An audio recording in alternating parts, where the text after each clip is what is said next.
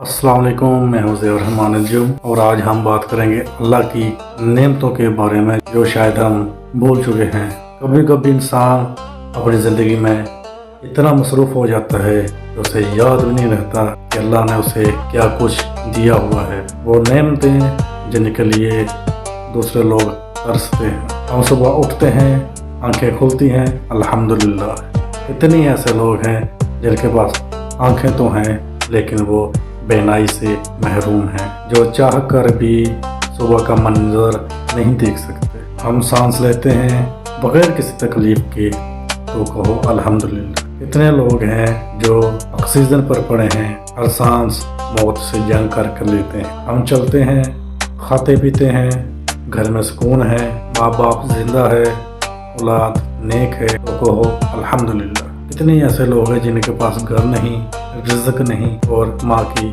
दुआओं से महरूम है। लेकिन अफसोस इंसान तब रोता है जब नेमत छिन जाती है, तब आंखें भर आती हैं जब देर हो चुकी होती है, तब शुक्र की कीमत समझ आती है, जब आजमाइश छा जाती है। अल्लाह कहता है अगर तुम शुक्र करोगे तो मैं नेमतों में इजाफा करूँगा।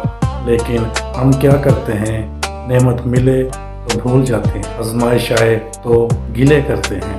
दोस्तों, दिल रख कर एक बात सुनो, शुक्र करने वालों के नसीब कभी तंग नहीं होते, उसके दरवाजे बंद नहीं होते, उसके दिल में अंधेरा नहीं होता। आज से जब दिल उदास हो, जब हालात मुश्किल हों, जब आंसू रुक ना रहे हों, बस एक लम्हा रुको, कहो अल्हम्दुलिल्लाह। या अल्लाह, जो तूने दिया है वो भी तेरे फजल से है, जो नहीं दिया वो भी मेरी बेहतरी के लिए है। यकीन करो अल्हम्दुलिल्लाह तुम्हारा नसीब बदल दे, दिल को सुकून देगा और अल्लाह ताला उन नेमतों से नवाजेगा जिनका तुमने कभी तसव्वुर भी नहीं किया था।